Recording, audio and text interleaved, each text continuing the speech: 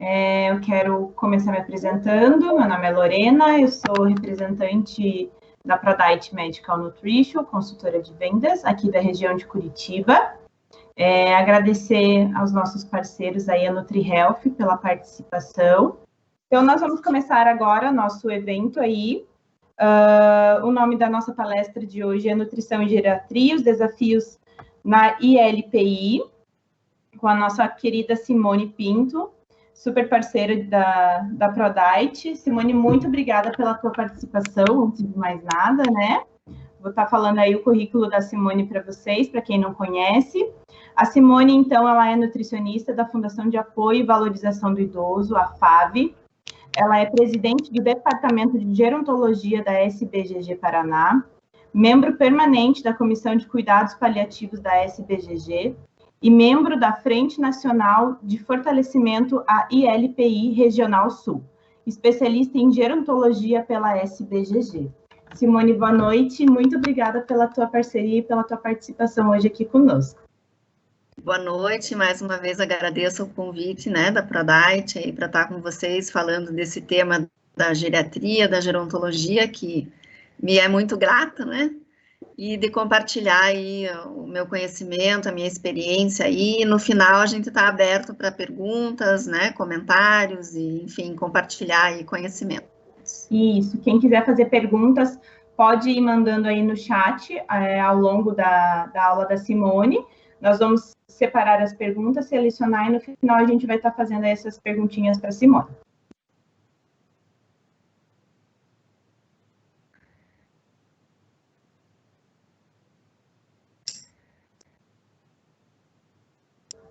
Oi, Simone.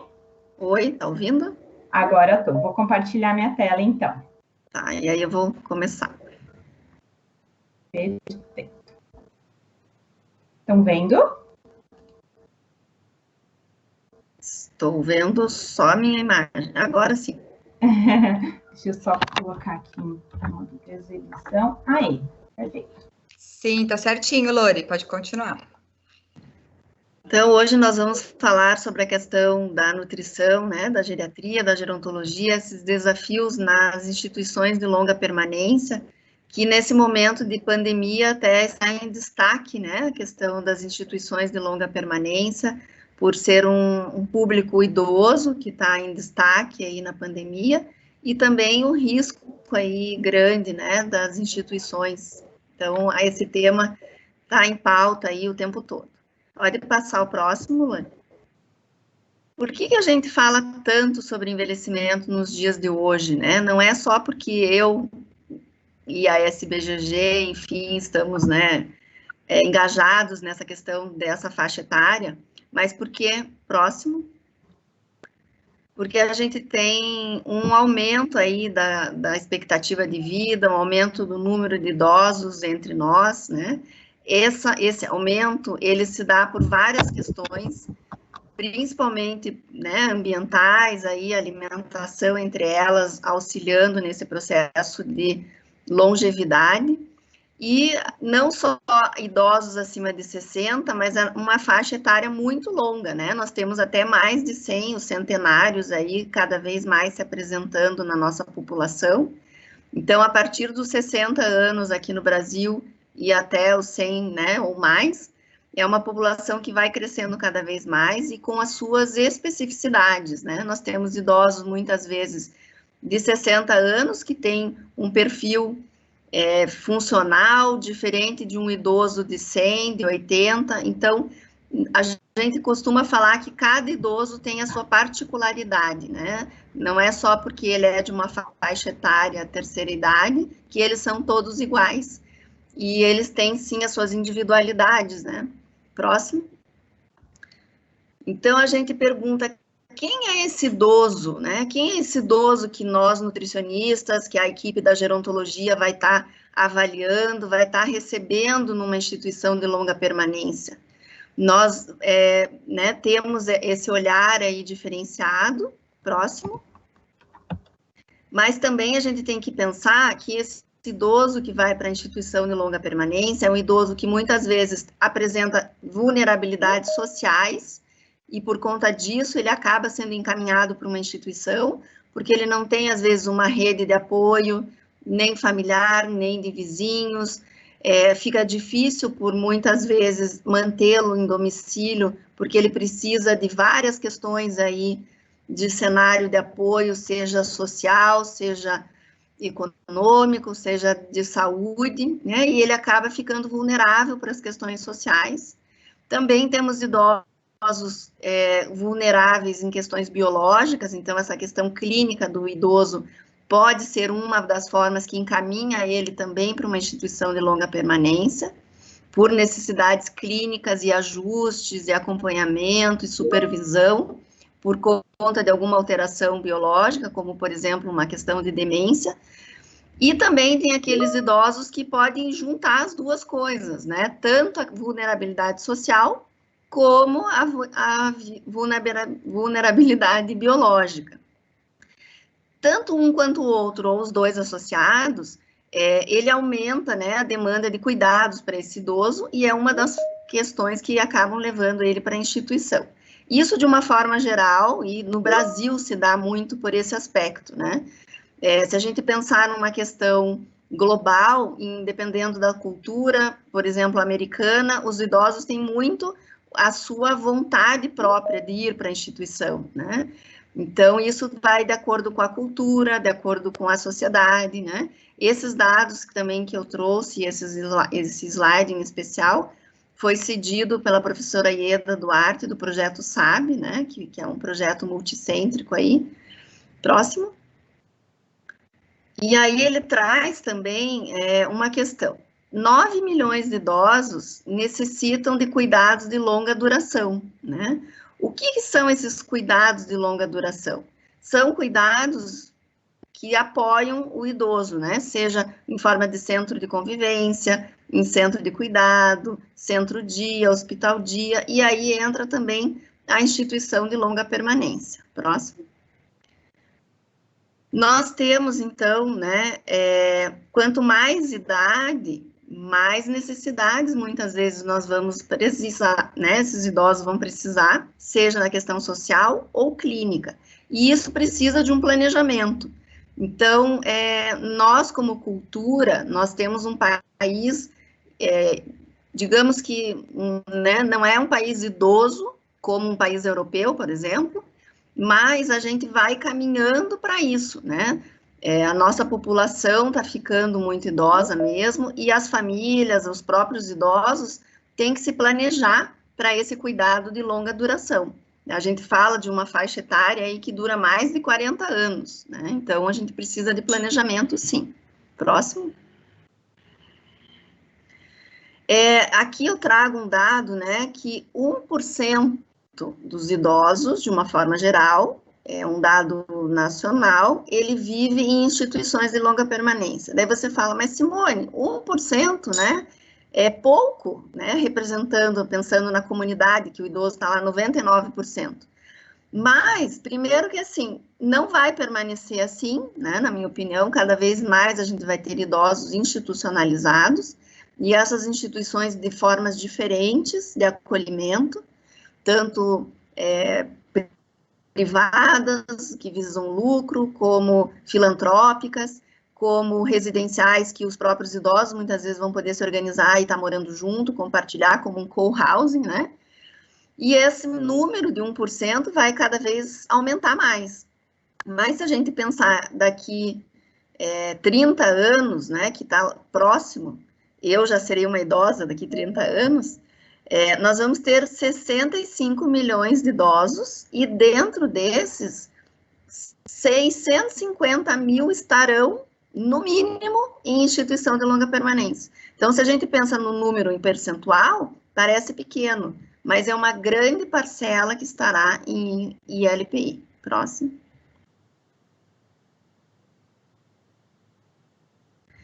E daí, como que eles estarão, né, do ponto de vista nutricional? O que a gente tem? Nós temos, na segunda coluna ali de gráficos, idosos institucionalizados. E como é que eles estão, né? A maioria deles está numa questão de risco nutricional.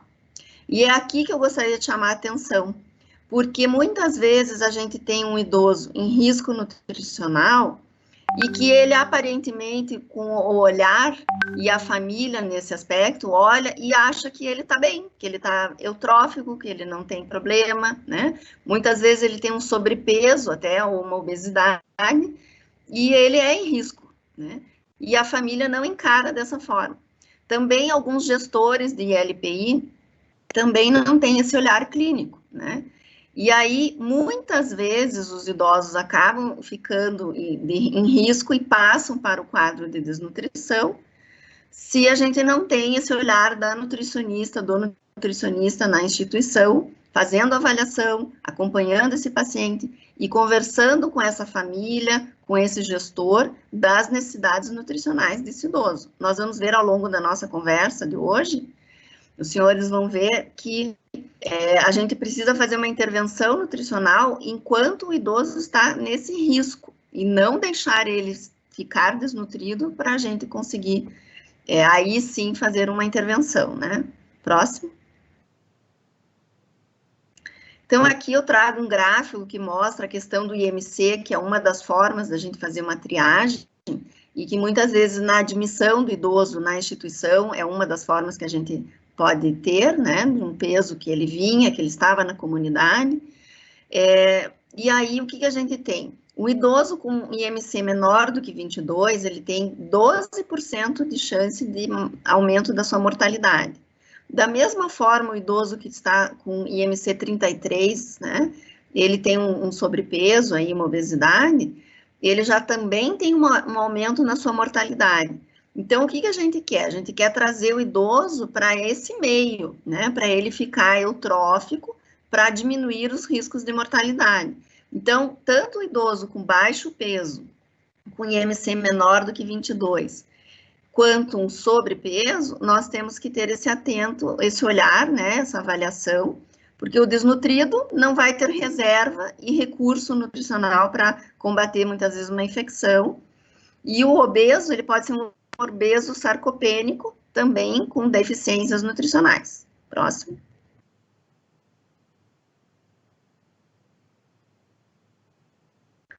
E aí a gente tem essa escala, né, que vai nos ajudar a entender assim, o paciente está perdendo peso, está com IMC baixo. Como é que está sendo esse comportamento dessa perda de peso? É por conta de questão muscular, muitas vezes, o idoso perde muito peso em pouco tempo, e aí ele perde massa muscular, e junto ele perde força muscular, e aí tem essa questão da sarcopenia, que precisa ser avaliado pela equipe, né, pela nutrição. Por quê? Porque esse idoso sarcopênico, ele vai ser um idoso frágil, e aí a gente tem que evitar esse ciclo da fragilidade. Da mesma forma, né, descendo ali no gráfico, nós temos também uma perda de peso que pode acontecer por conta de amputação, por diminuição de partes do corpo, mas também por problemas inflamatórios e anorexia associado, às vezes, a uma caquexia por conta oncológica, por exemplo, ou, em alguns casos, questões, né, da desnutrição em si, por algumas modificações em alimentação. Nós vamos conversar sobre isso, essa questão do consumo alimentar, de como comer, né, se ele está tendo dificuldade por conta de um tremor, por exemplo, que dificulta ele fazer a sua autoalimentação, se ele está com problema de demência ou algum transtorno cognitivo que ele não lembra que precisa comer, ou aquele prato que está na frente dele não representa nada, né? Enfim, algumas situações aí que precisa de supervisão. Da mesma forma, a gente pode ter a questão da disfagia, que a gente vai ver também melhor isso, mas que é uma importante situação que coloca em risco o idoso. A própria anorexia, as questões de restrições calóricas que se apresentam, elas podem estar... muitas vezes o idoso vem da comunidade ou de um hospital para a instituição, né, pós-alta hospitalar, e ele vem com algumas restrições alimentares que favorecem esse processo de desnutrição.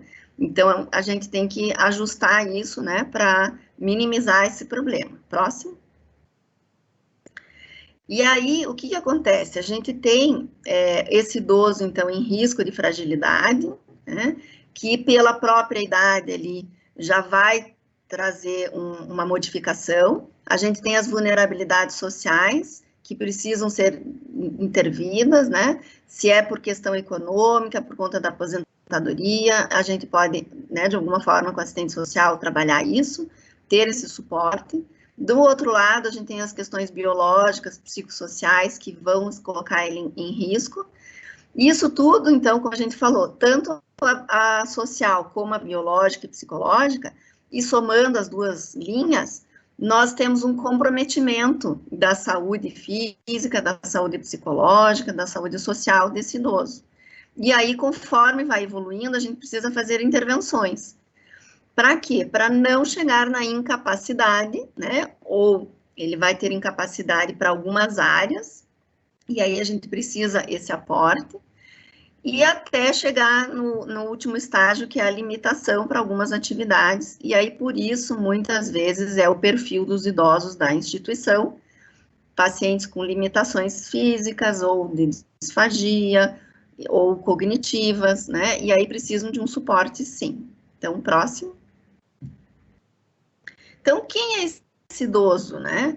É diferente de perguntar por que ele está institucionalizado. Então, a gente tem que sempre ter um olhar. Ah, ele é institucionalizado, ele está né, junto com algumas pessoas. Mas a gente não pode colocar ele no mesmo quadrado e dizer que todos que estão lá naquela instituição X ou na instituição A, B, C e D da sua cidade, que todos têm o mesmo perfil. Não, né? Da mesma forma que de 60 anos, 70, 80, 90, 100, eles são diferentes, em cada instituição também vão ter pessoas diferentes, e o motivo pelo qual levou ele a estar lá, né? E a outra coisa que a gente precisa prestar atenção, e por isso é importante a avaliação na admissão, no nosso caso, da avaliação nutricional, porque o idoso, ele vem já com algumas limitações que precisam ser avaliados, e ao longo do processo de institucionalização, nós temos dois caminhos. Ele pode ir mudando e aumentando as suas incapacidades, ou por um longo período estabilizando essa incapacidade, né? Mas a gente precisa ter essa avaliação para até ir acompanhando a cada mês, a cada semestre, a cada ano, como que ele está evoluindo, né? Isso é muito importante, até para a gente passar para o gestor, passar para a questão da família e ter tudo isso documentado. Próximo. Por quê? Né? Porque o idoso sarcopênico, o idoso frágil, o idoso institucionalizado, de um modo geral, ele vai ter algumas já dificuldades motoras, na sua grande maioria. Essas dificuldades motoras associadas à sarcopenia, ele vai ter um maior risco de quedas e fraturas. E aí, esse idoso sarcopênico, que já tem dificuldade motora, que tem risco de queda, é um idoso que demanda mais olhar e mais assistência da equipe da instituição, né? Então, a gente precisa também ajudar, por exemplo, numa suplementação, a gente vai ajudar ele a manter a sua força muscular junto com a fisioterapia, por exemplo, ou o educador físico, e aí garantir isso, uma maior autonomia para esse idoso, né? E, consequentemente, se ele é mais autônomo e demanda menos supervisão e menos auxílio, ele também é um idoso que custa menos para a família mantê-lo na instituição, né?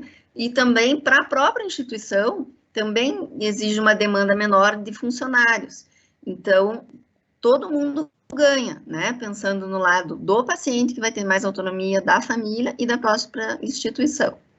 É um idoso que vai ter, se ele for, né, piorando e colocando em risco e entrando numa deficiência, ele vai ter dificuldades para as atividades de vida diária, então ele vai ser um idoso que vai precisar de auxílio, por exemplo, para se alimentar, e ele vai perdendo a sua independência, né, e claro que nessa cascata ele acaba entrando no maior risco de óbito, né. Próximo. Então, falando da sarcopenia, né, a gente tem aqui duas imagens mostrando uma ressonância de uma coxa de uma pessoa aos 21 anos e abaixo aos 63 anos. Qual é a diferença?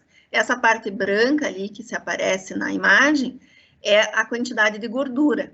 Então, aos 21 anos, e alguns aí vão estar próximos disso, né, que estão nos assistindo, 20, 30 anos, eles ainda têm uma quantidade de massa muscular representada ali na figura por cinza, muito maior do que aos 63 anos ali, o idoso, né, um idoso jovem, vejam só, com uma quantidade de gordura e também uma quantidade infiltrada ali entre a massa muscular, né. E aí, na figura ao lado, a gente tem o obeso sarcopênico, então ele tem um grande volume corporal, mas ele tem massa menos, né, massa muscular menor. E o idoso baixo peso, em risco nutricional, que já não tem tanto aporte de gordura, mas, né, colocando em risco a massa muscular. Próximo. Então, a gente tem um critério, né, para fazer o diagnóstico dessa sarcopenia, que se dá pela perda da massa muscular, pela perda da força muscular e da performance desse paciente, né, dessa pessoa. E o diagnóstico da sarcopenia, então, ele vai ter a presença do primeiro critério, que é a massa muscular, perda dessa massa muscular, associado com a perda da força e a perda da performance, né? E aí a gente classifica se é pré-sarcopênico, se é sarcopênico ou se já é uma sarcopenia grave. Próximo. E aí nós temos, como nós vamos avaliar a força, né? Nós temos o dinamômetro aí que vai nos ajudar a fazer essa avaliação e o time up and go, por exemplo, que o idoso vai percorrer um trajeto, né? Muitas vezes quem faz é o educador físico, é o fisioterapeuta na instituição, mas nada impede do nutricionista também participar dessa avaliação, né? E aí a gente vê o tempo que ele leva para percorrer o caminho, né, e aí a gente vai determinar se ele como é que está essa performance dele. Próximo. E a avaliação da força, né, a gente vai usar, então, o dinamômetro, e ela é uma medida simples, né, e que é fácil de usar, e tem um melhor poder preditor aí dos desfechos clínicos e a massa muscular. Para homens menor do que 27, né, já identifica a questão da sarcopenia, e para mulher menor do que 16. Próximo. Aí a gente tem a questão da avaliação da massa muscular, que pode ser feita igual a figura ali acima, da circunferência da panturrilha, também, né, uma forte correlação com essa depressão de massa muscular e a associação com a sua incapacidade. Então, quanto menos for a circunferência, é um paciente que tem maior risco de queda, já é um paciente sarcopênico e com questão de fragilidade aí. Para definição, né, do ponto de corte, homens menor do que 34 e mulheres menor do que 33, já chama atenção e mostra que ele está tendo uma perda de massa muscular. Próximo. Lembrar também desse binômio osteosarcopenia, então pensar na massa muscular, mas também a osteoporose, né? Então, não dissociar essas duas coisas, a gente tem esse cross-link aí entre osso e músculo, né? E que é importante a gente pensar. Então, aquele paciente com osteoporose, grande chance dele ser um idoso sarcopênico, né? E da mesma forma, o sarcopênico também tem riscos aí de osteoporose, e aí por isso se cai porque não tem força, né, acaba fazendo fratura. Próximo. Aí eu queria chamar a atenção para esse círculo aí de sarcopenia e que vai levar a uma questão da disfagia. Então, a gente tem uma desnutrição que leva a uma diminuição de massa muscular, que leva a essa questão da sarcopenia, que por fatores inflamatórios, com citocinas, vão piorando a questão da anorexia, que leva de novo à desnutrição, por inúmeros motivos, diminuição de consumo, a própria anorexia, né, enfim, várias questões aí. Mas o que eu quero chamar a atenção? Lembrar que a nossa musculatura, né, e isso é importante a nutricionista até conversar com os gestores, né, e mostrar, a gente sempre lembra da massa muscular, do quadríceps, do braço, né, mas que a gente também tem os músculos respiratórios e a própria musculatura para deglutição também ficam comprometidas, né? E aí essa questão da disfagia e o aumento da risco, por exemplo, de pneumonia né, acaba acontecendo. Então, é melhor a gente corrigir o idoso na fase de desnutrição, de risco, do que depois que ele ficou com uma pneumonia e que ele toma antibiótico e que ele vai ficar internado, que ele volta para a instituição, e aí um ciclo que não acaba, né? Próximo.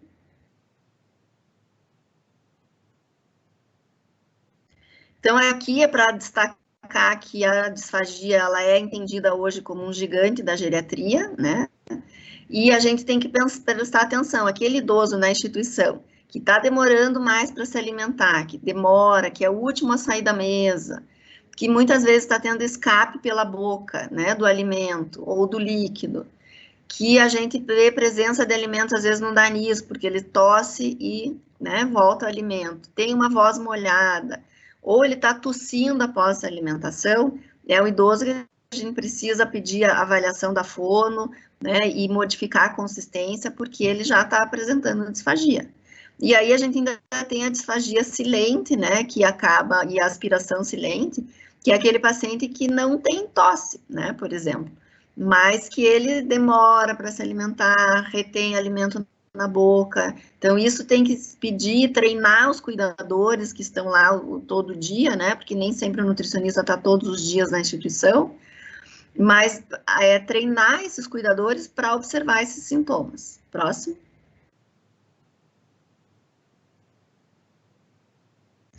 E aí a gente, né, tem a questão do uso dos espessantes aí, para modificar a questão de líquido, para modificar o chá, para modificar o iogurte, né, para modificar o próprio alimento, para tornar mais fácil desse paciente consumir o alimento, né, e a gente tem aí as modificações nas instituições, são importantes treinar as cozinheiras para isso, né, ter esse trabalho em conjunto, adaptando o cardápio e a consistência para que eles consigam consumir o que é preciso.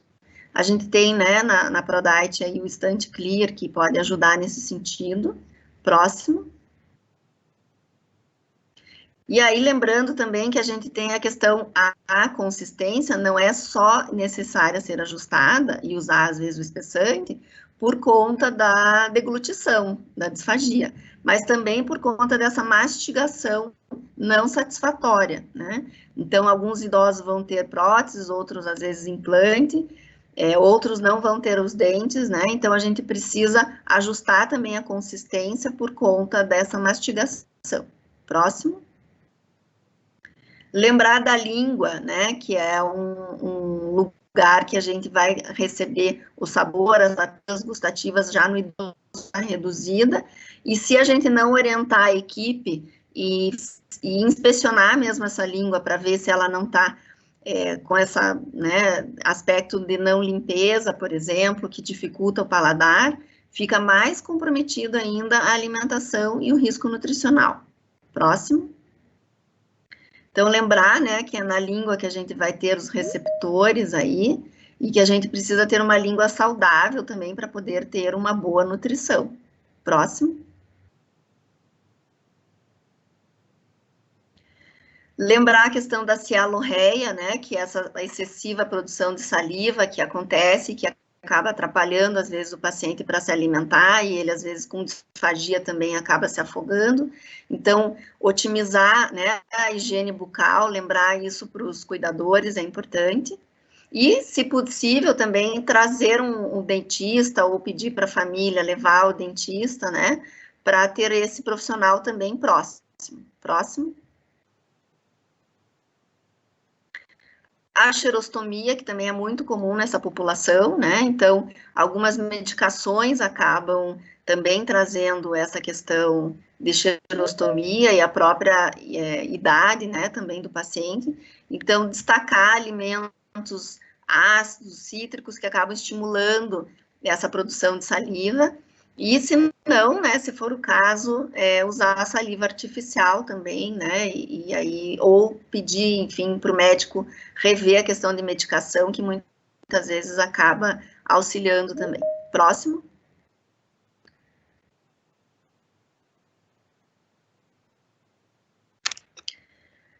Queria chamar a atenção, então, falando da língua, do paladar, né, nós temos estudos mostrando que 57% dessas questões sensoriais, elas são por quimiosensoriais, então a questão de temperatura, de textura, né, e não só paladar. 54% acontecem em alterações de paladar. Então, são esses idosos, é diferente, né, a percepção. Então, só para vocês terem uma ideia, foi feita uma pesquisa mostrando para ver a questão da percepção de doce e salgado. Nos idosos, eles precisaram colocar 9 vezes, quase 10 vezes mais açúcar do que tinha no jovem, no adulto jovem, para ter a mesma percepção. E já para o alimento salgado, 25 vezes mais sal para poder ter a mesma percepção.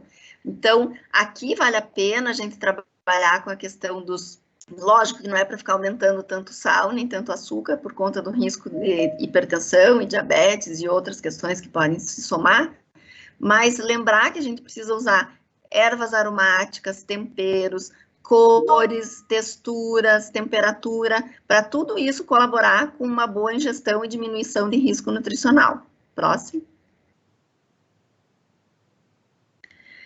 Lembrar que os idosos de LPI, eles são idosos, na maioria das vezes, fragilizados, e que a anorexia é muito comum nessa população. Então, a questão da funcionalidade e a qualidade de vida ficam em risco, né? O que contribui para essa anorexia, essa fome diminuída, né? Ela tem alguns hormônios aí que vão estar diminuídos e outros aumentados. Então, esse desequilíbrio aí favorece a anorexia. Próximo. Da mesma forma, o relaxamento do antro gástrico, né, o esvaziamento do estômago, também fica comprometido e trazendo uma plenitude gástrica aí importante. Então, ele vai ter uma saciedade mais precoce, neutralizando aí a fome dele, né? E outros fatores aí, como polifarmácia, que a gente vê em muita quantidade nos idosos, a questão de depressão associada à disfunção cognitiva, e que acaba interferindo nessa questão de estimular a questão da anorexia do idoso. Próximo.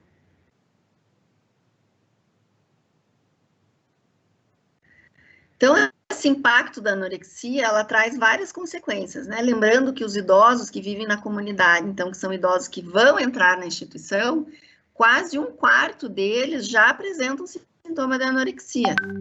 E aí, essa perda, né, de apetite ou uma ingestão menor de nutrientes já colocam eles em risco nutricional. Então, pensar que 1/4 dos meus idosos que vão entrar na instituição, eles já estão em risco, eles já apresentam anorexia, e aí se somar daí o ambiente da instituição, que ele veio às vezes porque a família trouxe, mas não era um desejo dele, ou porque foi uma pós-alta hospitalar, são várias outras variáveis que contribuem para a questão da anorexia. Mas aí ele vai ter um aumento da mortalidade, ele vai ter o prognóstico dele mais agravado, ele pode estar correlacionado com a questão de quedas, como a gente falou anteriormente, a independência dele vai ser comprometida, mesmo com a sarcopenia, a fragilidade, e isso tudo vai favorecer o quê? Né? Perdendo autonomia, aumentando o risco de hospitalização, esse da comunidade, e de institucionalização, que é o nosso tema de hoje, né? Então, é tão grande a importância da anorexia aí nessa comunidade. Próximo.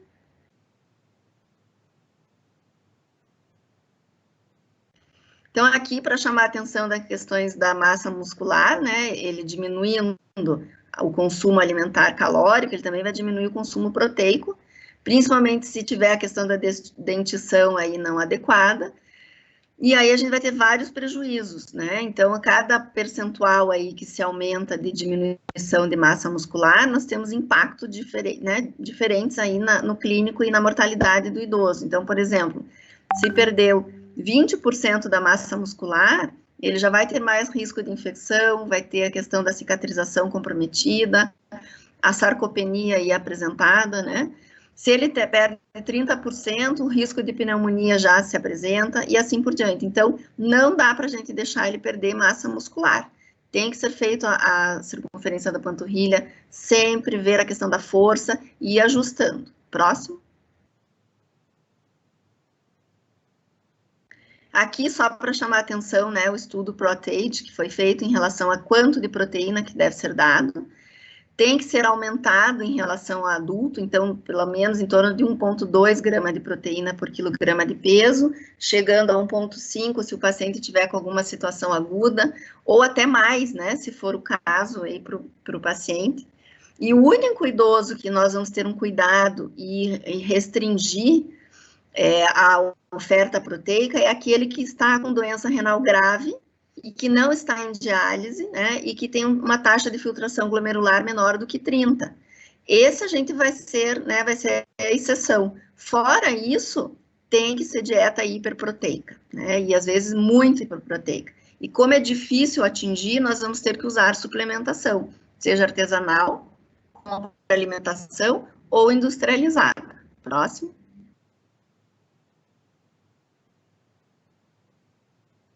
E aí aqui eu trouxe um estudo que foi publicado na Nutrients, agora em 2020, mostrando 2 grupos que foram feitos com idosos institucionalizados. Um recebeu um suplemento que apresentava 3 gramas de leucina e o outro grupo recebeu um placebo, que era o leite em pó. E aí, ao final desse estudo, durante 13 semanas, eles avaliaram várias situações e o que chamou a atenção é que o idoso que recebeu o suplemento com 3 gramas de leucina, ele teve um tempo de marcha naquele teste de performance menor do que o grupo que não recebeu a intervenção. E de força muscular respiratória também foi melhor no grupo que recebeu a suplementação. Então, mostrando que melhorou tanto a questão de performance, como de capacidade de musculatura respiratória. Então, diminuindo até o risco de broncopneumonia, por exemplo. Então, precisa, né, fazer essa suplementação para um bem-estar aí, diminuir problemas, né, no idoso. Próximo. Aqui um outro estudo mostrando a questão, né, da suplementação melhorando e diminuindo a mortalidade dos idosos, né. Próximo.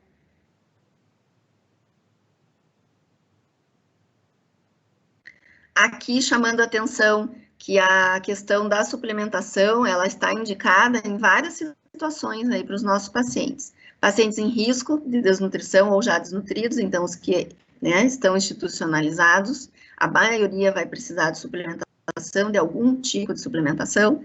Idosos frágeis, idosos com presença de disfagia, pacientes após fratura ou em cirurgia ortopédica precisam, né, muitas vezes as instituições recebem pacientes que moravam na sua casa, fizeram fratura e agora vão para a instituição. Então, precisa ser suplementado também.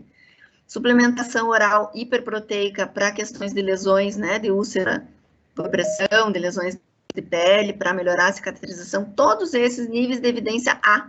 Então, não tem dúvida, né? Eles são beneficiados, traz situação de diminuição de complicação. E aqui eu quero chamar a atenção para pacientes idosos com demência, que é nível de evidência C, mas pensando na questão de recuperação nutricional, né? E aí a gente, isso vai depender da situação clínica também do idoso e né, individualizada. Próximo.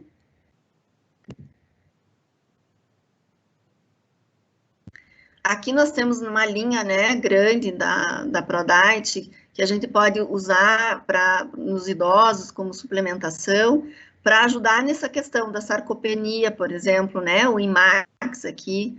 A gente pode usar a questão do Energizip para ajustar também e ajudar na questão de lesão de pele. O Trofic, né, a linha do Trofic também como suplemento ou como nutrição, enfim, exclusiva para o paciente institucionalizado. E também a questão do Stantinel, que é o mais recente, que é para a questão, né, de saúde cerebral aí, mas que também a gente pode usar pensando também como aporte calórico, né? E aí na sequência a gente até pode conversar e discutir sobre isso também.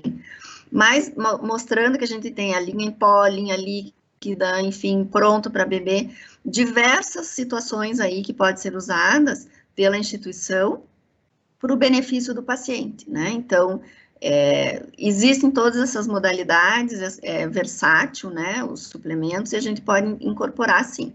Próximo.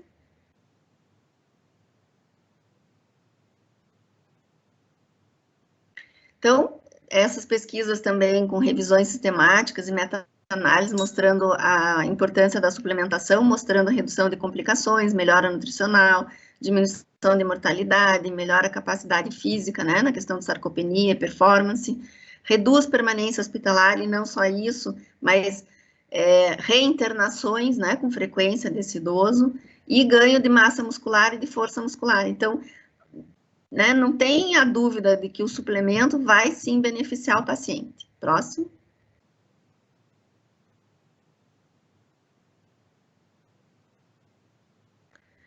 Aqui eu trouxe o estudo, esse slide, o próximo, mostrando a questão da farmacoeconomia na aplicação de nutrientes, né, de suplementos nutricionais em duas situações, mostrando que o público que recebeu suplemento gastou-se mais com suplemento, mas no final das contas, gastou-se menos, porque ele foi menos internados, ou menos medicamento, menos hospitalização. Então, no final do período analisado, aquele grupo que inicialmente gastou-se mais com suplementação, no final do período foi o que menos gastou em saúde. Próximo.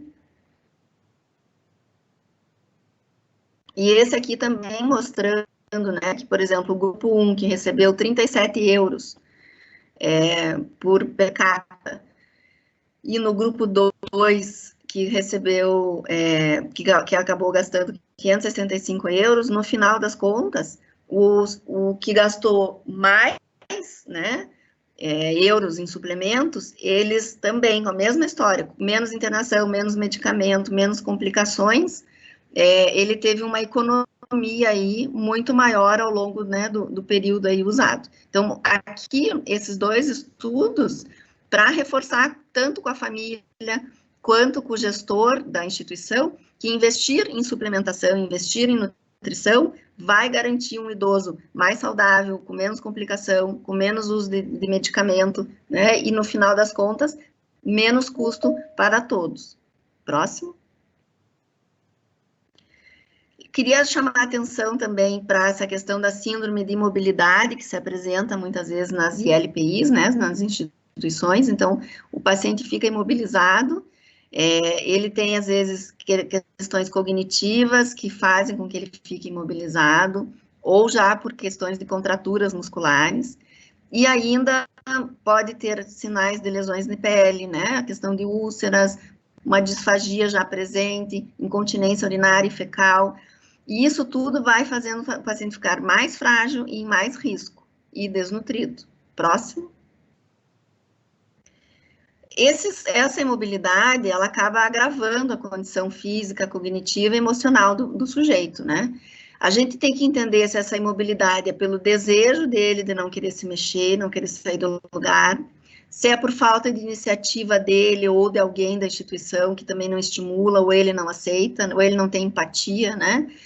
Se é uma imposição dos cuidadores que deixam ele sentado ou acamado, né? A gente precisa rever isso e estimular para que isso não aconteça. Enfim, né? Várias situações aí. E aí a gente precisa ajustar isso e resolver essa situação, ou se é um paciente, né, que está em cuidados paliativos e que a gente vai ter que ter esse olhar aí também. Próximo. Lembrar que 90% dos idosos que estão imobilizados, eles são desnutridos, né? E eles têm uma maior eliminação urinária e fecal de cálcio, fósforo, zinco, então vários micronutrientes aí que acabam sendo depletados pela imobilização. É um paciente com maior estado catabólico, maior suscetibilidade a infecções e menor cicatrização. Então, esse sim, né, imobilizados, e quando eu falo imobilizados, a gente tem que pensar, não é só aquele que está acamado já numa situação de dependência mais total, mas às vezes ele fica imobilizado sentado de tempo, né, ele não quer fazer atividade, ele não quer participar, então isso também a gente tem que estar atento a isso. Próximo. Para a gente ir concluindo, então, eu queria chamar a atenção aqui do papel da gerontologia nas instituições de longa permanência, lembrar que a gerontologia existe por conta de uma equipe multidisciplinar, então o nutricionista, o físio, o TO, musicoterapeuta, psicólogo, enfermeiro, dentista, né, enfim, várias pessoas aí atuando no cuidado da saúde geral desse idoso e nutricional.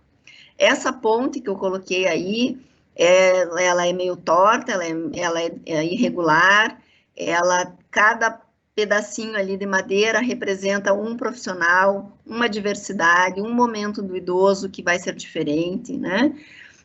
Mas que a gente precisa, no conjunto da gerontologia, todas as pessoas envolvidas, o idoso, a equipe, a família, o gestor da LPI, todos têm que, cada um com a sua ripinha ali, né, com o seu pedaço, contribuir para que a gente, no final, lá, consiga chegar ao final da ponte, e que é o ideal no tratamento do idoso, né, desse paciente que está institucionalizado. Então, cada um tem o seu papel aí representado. Próximo. A importância, então, da comunicação da equipe, né, e aí o treinamento que a nutrição precisa fazer com as cozinheiras, com os cuidadores, com a equipe inteira, né, com todo mundo falando a mesma língua, e lembrar que quem é o centro, né, dessa comunicação, quem que é o objetivo maior? É o idoso que está ali no centro do atendimento. Próximo. Estabelecer as prioridades, né, então, junto à equipe multidisciplinar, com esse idoso que é o centro do atendimento, qual é a prioridade? Eu preciso melhorar, recuperar o estado nutricional dele, ele está com a disfagia e eu vou entrar com espessante, ele está com lesão de pele, eu vou entrar com suplemento específico, ele está perdendo peso e massa muscular, eu vou precisar de um suplemento específico para isso, ele está com uma deficiência, com transtorno cognitivo leve, eu já posso entrar com suplementação para ajudar a minimizar esse avanço, né, da questão cognitiva. Enfim, a gente tem que estabelecer prioridades com esse idoso, né, lembrar que ele está lá, que é uma residência assistida, né, e que a gente precisa ter esse olhar de prevenção e de promoção da saúde. E estabelecer as prioridades, qual vai ser a prioridade número 1, 2, 3, né, e assim por diante, nesse primeiro mês de internamento, nos próximos 6 meses, e assim por diante. Próximo. Então, a suplementação, ela vai precisar ser colocada para esse idoso, né, preferencialmente naquele que já está em risco nutricional, para não deixar ser desnutrido, melhorar, então, o estado nutricional dele, e assim a gente viu que vai reduzir a mortalidade e complicações das morbidades, não esperar que ele chegue a estar no estado de desnutrição, e muito menos em desnutrição grave, para a gente fazer intervenção, né, então, o papel do nutricionista com a família, do nutricionista com a equipe, vai estar né, em xeque aí, e vai ser importante essa situação. A adesão é um fator importante do tratamento, então o nutricionista, junto com o pessoal da cozinha, com os cozinheiros, junto com os cuidadores, a gente tem que estar entendendo se ele aceita aquele suplemento e se ele não aceita, por que que ele não está aceitando, né? E modificar a apresentação, às vezes. Porque eu costumo, né, a gente fala, por exemplo, o paciente recebe o medicamento, se não gostou do gosto, ou a gente não gostou da apresentação, ou é para dar 2 vezes ao dia, a equipe não fala, ele só conseguiu tomar uma, a gente dá um jeito dele tomar a segunda. E o suplemento a mesma coisa, a gente não pode se conformar, ele vai só tomar metade da caixinha e já tá bom. Não, se a gente prescreveu e ele precisa aquela caixinha inteira, ele precisa tomar a caixinha inteira. Se a gente prescreveu 6 colheres do suplemento em pó, a gente não pode se contentar com 4, né? A gente tem que tentar ver com a adaptação da dieta, com a adaptação de horários, e aí o papel da nutrição com a cozinha e com os cuidadores é essencial, né? Para a gente chegar nessa meta. Próximo. Então, o suplemento precisa que o idoso aceite, né? E aí a gente tem que viabilizar essa aceitação, que não modifique de preferência muito os hábitos alimentares, não seja uma coisa que vá modificar muito, porque senão a gente não consegue atingir. Claro que ele vai ter que ter esse olhar de macro e micro do que a gente precisa que chegue para o idoso, né? Então, escolher o suplemento que realmente a gente tenha necessidade, de preferência que seja versátil, né? E que a gente garanta, assim, a questão nutricional dele. Próximo. Então, era essa, né, o que eu trouxe para vocês hoje, e estamos abertos aí às perguntas, e agradeço mais uma vez em nome da Prodite, da NutriHealth e pela FAV, a participação aí de vocês e por estar aqui conosco nessa noite aí de quinta-feira. Fico à disposição.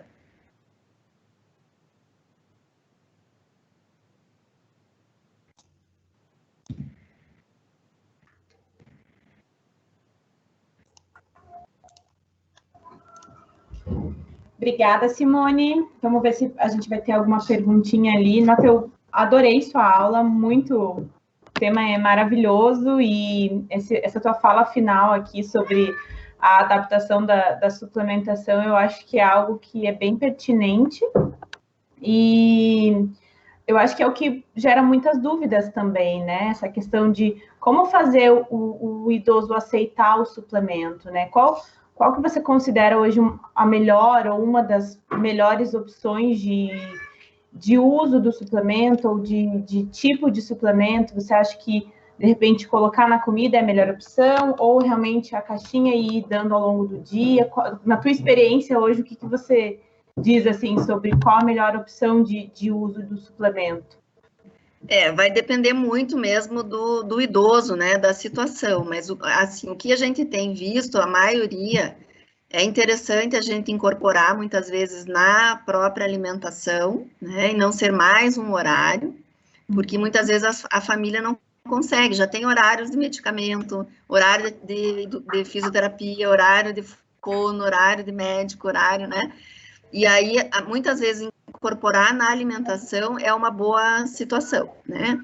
Ou o que a gente vê também é o volume, né? Nem sempre eles conseguem, por exemplo, o volume da caixinha pronta ou da garrafinha pronta, um volume de 200 ml, a gente vê que eles têm uma dificuldade mesmo de consumir aquilo de uma vez só, né? Então, a gente precisa fracionar muitas vezes, ou trabalhar com volumes menores, reduzidos, né, para que ele consiga efetivamente consumir, né, mas vai depender do idoso mesmo, né. Tá, excelente. Na minha experiência pessoal de vida, quando eu cuidei da minha avó, a gente escondia na comida. Não sei se você chega a orientar isso para o familiar alguma vez, mas era muito engraçado. Se ela visse que colocava alguma coisinha, ela não comia, parecia que era birra. Mas se a gente colocava escondidinho assim, ela comia tudo e nem percebia, nem via, nem sabia. A gente tem idosos que gostam, né, que gostam do suplemento, mas a gente tem aqueles resistentes mesmo, e que não aceitam, e que não querem, né? Então, muitas vezes a gente orienta mesmo a família a mascarar o suplemento, né? Colocar com fruta, em sobremesa, em sopa, em creme de fruta, né? E até porque, assim, ó, muitas vezes quando a gente modifica a consistência, a gente acaba modificando também a questão nutricional, né? E a densidade dos nutrientes é diminuída. Então, a gente vai ter que usar, muitas vezes, o espessante e um suplemento também calórico ou calórico-proteico para ajustar, né? E aí que entra a questão da gastronomia aí, né, funcional aí, e da gastronomia mesmo, para melhorar a apresentação, a aparência, né? Não sei se tem algumas nutricionistas que a gente acompanha, que trabalham em instituições, que modificam não só, né, não usar só purê, só creme, mas usar formas de alimento ou bicos com formato, né, para o prato ficar mais colorido, para mudar a apresentação. Então, a gente tem que trabalhar com tudo isso, né, tanto, como eu falei na questão lá de quimioreceptores, a visão, né, essa questão do tato, do olfato, de trabalhar com questões aí, canela, cravo, né, orégano, enfim, com ervas aromáticas aí também. Então, muitas vezes não é só abrir a caixinha do suplemento, né? A gente também tem que trabalhar esse suplemento aí para o paciente usar, né? E daí, como é que lida nessa questão com as cozinheiras? Né? A Lisiane Camargo que perguntou, como lidar com a resistência das cozinheiras em fazer uma alimentação pastosa com uma boa apresentação? Acho que é um grande desafio mesmo, né? Na verdade, assim, a gente tem que trazer as cozinheiras para o nosso time, né? Tem que ser um time só, né? A gente tem que ter, tem que treiná-las, né? Tem que fazer degustação, tem que fazer treinamento mesmo, às vezes às cegas, né? Com elas, para elas sentirem o gosto do que elas estão oferecendo, para elas vivenciarem mesmo isso, né? E aí, as experiências que a gente tem com treinamento, com as cozinheiras fazendo parte disso e elas vendo a importância, né, é positivo, né? Uhum. Então, o treinamento que eu falo que é fundamental, é essa sensibilização delas, né? Para elas vão ver que se o paciente vai receber na consistência adequada, ele vai comer mais e não vai ser jogado no lixo, né?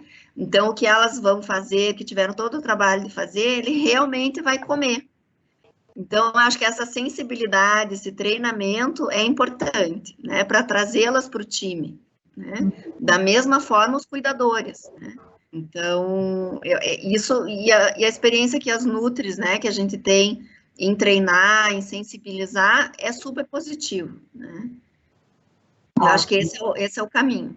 Uhum. A Ana Carla perguntou, boa noite, como cuidar da desnutrição garantindo a suplementação com a devida indicação e monitoramento das ILPIs públicas que dependem de doações? Grande desafio, não é? Essa questão do custo, né, Simone? Que bate bem forte, eu acho. Essa questão do custo, até por isso que eu coloquei esses 2 estudos lá no final, porque assim, ó, tanto na questão pública quanto privada, né, muitas instituições privadas, elas não englobam, até uma pergunta que eu gostaria de fazer para quem está nos assistindo, na instituição que você trabalha, se é englobado dentro do custo do paciente e a instituição banca a suplementação, ou se a família tem que trazer e é um extra, né? E da mesma forma para o serviço público, o que acontece? A gente vê, né, nesses estudos e também a gente vê na prática clínica, que aquele paciente que é suplementado, ele vai ficar melhor funcionalmente. Então, é um paciente que vai demandar menos cuidador, ele vai ficar melhor nutrido, ele vai ter menos risco de pneumonia, menos risco de infecção. Então, é um paciente que, no final das contas, se a instituição, seja privada ou pública, investir numa suplementação, o que vai acontecer? É um paciente que vai ter mais autonomia, menos complicação de morbidade, menos mortalidade. No final das contas, igual esses 2 estudos que eu apresentei, é um paciente que vai render mais para essa instituição, porque ele vai ficar mais tempo vivo lá com eles, né? E dependendo menos de funcionário. E a instituição pública, que é o que ela perguntou, da mesma forma, né? Se a instituição não tem uma suplementação, o que vai acontecer? É um paciente que vai desenvolver lesão de pele, é um paciente que vai ter mais risco de infecção, com isso vai ter que usar mais medicação, e daí a instituição pública vai ter que ter essa demanda, né, de curativo, de mandar para o hospital e voltar. Então, sempre quando se investe em suplemento, vai ter benefício para o paciente, vai ter benefício para a instituição. Nós temos uma gama, uma variedade enorme de suplementação, cada vez maior, né? Diversas empresas, diversos formatos, diversos valores. Então, a gente pode conversar com o gestor, tentar, da mesma forma que com a cozinheira a gente precisa fazer o treinamento e a sensibilização, com o gestor da instituição, seja pública ou privada, a mesma coisa, né? Então, o custo inicialmente parece que é grande, mas no final da conta, fazendo essa farmacoeconomia, todo mundo ganha. Ganha em qualidade de vida para o paciente, ganha em qualidade assistencial, e inclusive vai ser um paciente que vai ter mais retorno até financeiro para a instituição, para o gestor, porque é um paciente que vai demandar menos cuidado, né, e menos complicação. Então, a gente não tem muito no Brasil estudos assim, mas é uma coisa que vale a pena a gente se debruçar para isso, né? Uhum. É o que, na verdade, assim, lá nos 20 anos atrás, a gente começou a questão da suplementação dos planos de saúde, ou da suplementação nos hospitais, né? E eu acho que é o mesmo caminho, né? A gente teve uma grande revolução e aí uma modificação nessa questão, tanto de SUS quanto de planos de saúde para intra-hospitalar, que hoje oferece-se a suplementação, né? Da mesma forma, a gente tem esse caminho aí com as instituições. E eu acredito que também seja um pouco de nós, nutricionistas, mudarmos a maneira como nós vemos o suplemento, né? Porque se é um médico que diz eu preciso daquele medicamento, a instituição vai dar um jeito, né? Precisa daquele antibiótico, só aquele antibiótico funciona, né? E quando a gente fala do suplemento, muitas vezes a gente fica ainda um pouco com aquela questão de que é um alimento. Não, mas ele atua tanto quanto um medicamento, né? Ele vai ser tão benéfico quanto um medicamento para esse paciente. Eu acho que nós, nutricionistas, nós temos que se empoderar mesmo, né, dessa questão. Exatamente. E nós temos toda essa base, né, de conhecimento atualmente para conseguir argumentar. Exatamente. E aí, assim, é como você falou, né? Se o paciente precisa usar 7 dias, 2 vezes por dia, aquele medicamento, é o que precisa, né? Então, se a nutricionista está prescrevendo e precisa aquelas 6 colheres, aquelas 10 colheres, ou aquele 1 litro do suplemento, ou, né, por tanto tempo, a gente precisa, né, mostrar aí fazendo avaliação nutricional, né? Não tem outro jeito, avaliação bioquímica, se for possível, mas essa avaliação clínica mostrando o aumento de força, mostrando a questão da circunferência, né? Mostrando o menos infecção que esses idosos vão estar sendo acometidos. Então, a nutricionista tem que fazer esse papel de pesquisador aí, né? E de avaliação na instituição, mostrando menos infecção, menos uso de curativo e assim por diante, né? Uhum. Perfeito, perfeito. Tem mais aqui, a Bianca, ela mandou: aula maravilhosa, apresentou nossa realidade do Hospital do Idoso. Obrigada por compartilhar tanta informação. Obrigada, Bianca, aí, né? A gente, né, e assim, é um desafio, né, porque cada instituição tem um perfil. Então, a gente tem instituições aí que tem 100 e poucas pessoas, né? Tem instituição que são 20 moradores. Então, claro que vai ser diferente cada instituição, vai ser diferente se é filantrópica, se é pública, né? Se não tem recurso privado. A gente precisa ter esse olhar também, essa cautela, né? Mas a nutrição nessas instituições, o papel do nutricionista é o mesmo, né? Nós precisamos fazer essa avaliação, acompanhar, trabalhar com a equipe. O que a gente precisa é entender mesmo o papel, porque muitas vezes as instituições, quando contratam os nutricionistas, o gestor nem sabe qual que é a função do nutricionista lá. Então, nós temos que apresentar essas opções, o que o nutricionista pode fazer, com o que ele pode contribuir, inclusive nessa gestão de custo, né? Que nós vamos otimizar o custo para o gestor e para a família. Então, acho que é o nosso papel mesmo, nós, como nutricionistas, precisamos nos empoderar, saber qual é o nosso papel, o que nós precisamos fazer, né? Enfim, e trabalhar para isso, né? Para abrir esse espaço cada vez, foi o que eu falei lá no começo, cada vez a gente vai ter mais instituições de longa permanência, de diversos formatos, né? Mas é um campo que está aumentando e vai aumentar cada vez mais, né? E a gente precisa do nutricionista lá, trabalhando, né? Para o bem-estar do idoso. Perfeito. A Ana Carla comenta: desafio maior para as ILPIs filantrópicas que se sustentam por doações, garantir a suplementação, e muitas vezes com escassez de profissionais, como o nutricionista para atuar no cuidado. Eu visito algumas instituições e eu vejo que isso é uma realidade mesmo, Simone. Locais que muitas vezes nem nutricionista tem. Então, isso é um olhar também bem crítico que a gente tem que ter, né? Não, e não tem, às vezes, um nutricionista, ou o nutricionista vai uma vez na semana, ou, né, duas, dependendo do número de pacientes. Então, assim, a gente precisa mesmo, como grupo, né, de profissionais aí, vestir a camisa e cobrar mais das instituições, né, e apresentar, na verdade, soluções, né.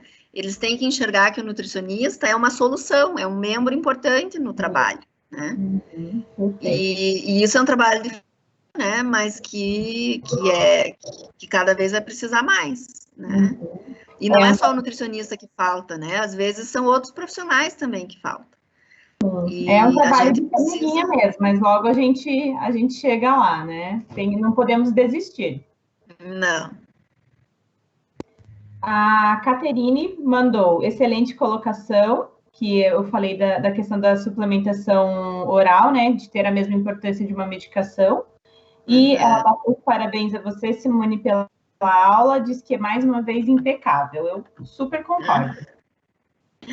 Obrigada aí, Caterine. A gente tem que se fortalecer, a gente tem que se empoderar, a gente tem que, como classe, né, às vezes eu recebo colegas falando, a instituição X quer pagar um valor X e quer que eu vá só uma vez na semana, né? Mas é porque muitas vezes eles nem sabem o que mais a gente pode fazer, né? Então, até, não sei se a Melissa Rosa, uma nutricionista lá de Porto Alegre, ela, nossa colega lá da Geronto, ela batalha bastante nessa área, né? Ela levanta a bandeira do nutricionista da ILPI, ajuda a formação de outros colegas, e é bem isso, né? A gente tem que, na entrevista, eu assisti uma live dela esses dias, ela falando, o nutricionista, quando vai ser entrevistado para entrar na instituição, nós temos que conduzir a entrevista, né? Porque é a gente que sabe o que a gente tem que fazer, o que a gente precisa fazer, o gestor nem sempre, né? Ele sabe que tem uma nutricionista lá porque mandaram ter, mas ele não tem muitas vezes a função, né? Então, a gente tem que se empoderar mesmo e oferecer isso para a comunidade, né? E claro que é uma coisa nova, né, no Brasil, não tão nova assim, mas é nova, né, se a gente for pensar do ponto de vista histórico, mas cada vez mais vai precisar, e é igual foi no hospital, igual foi com a questão de creche, com a questão de escola, né, e é mais um espaço aí que nós temos de trabalho, e cada vez vai ter mais, né.